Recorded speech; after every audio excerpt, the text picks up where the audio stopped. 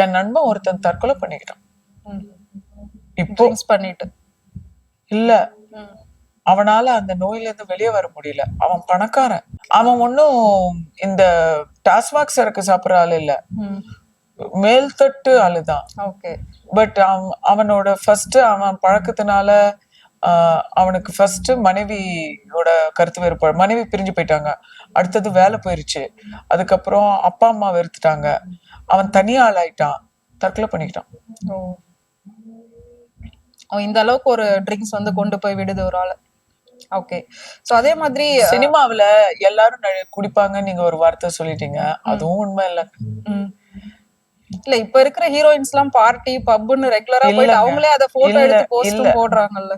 இல்லங்க, அது உண்மை இல்ல. ஏன் தெரியுமா? இப்ப நீங்க என்ன பாக்குறீங்க, என் உருவம் வந்து அழகா இருக்கு, பிளசண்டா இருக்குன்னு நீங்க நினைச்சீங்கன்னா அதுக்கு காரணம் டயட்டு, டிசிப்ளின். இதெல்லாம் நீங்க குடிச்சு குடிச்சு உட்கார்ந்து இருந்தீங்கன்னா மூஞ்செல்லாம் ஊதி போய் சினிமால எப்படிங்க ஏமாத்த முடியும்? கேமராக்கு பின்னாடி இருக்கிறவங்க குடிச்சா தெரியாதுங்க, முன்னாடி குடிச்சிட்டு அடுத்த நாள் காலையில இப்படி வந்தா தெரிஞ்சிருமேங்க. ஓகே. அப்படி பண்ண முடியாது. ரொம்ப ஜாக்கிரதையா தான் இருக்கணும். வேலை நேரம், சினிமாவில வேலை நேரம் அதிகம்.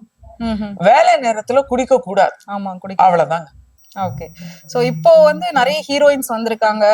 அப்போலாம் வந்து ஹீரோயின்ஸ்க்கு பெருசா ஒரு ரெகக்னைசேஷன் இருந்ததான்னு கேட்டா இல்ல, கம்மி தான். இப்ப இருக்கிறத விட அப்போ இருந்தது வந்து ரொம்ப கம்மி. சம்பளமும் கம்மி.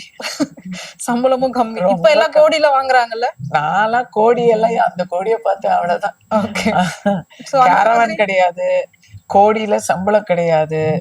இப்ப இருக்கிறது மாதிரி அட்வர்டைஸ்மெண்ட்ஸ் கிடையாது. விளம்பரத்திலே ஒரு படம் நடிச்சுட்டா அதுக்கப்புறம் விளம்பரம் நடிச்சே இன்னைக்கு வந்து செட்டில் ஆயிடுறாங்களே. அதெல்லாம் ஒண்ணும் கிடையாது. இன்னைக்கு திருமணம் பண்ணா கூட அது ஃபுட்டேஜ் எடுத்து வேற யாருக்காவது கொடுக்குறாங்க. ஆமா.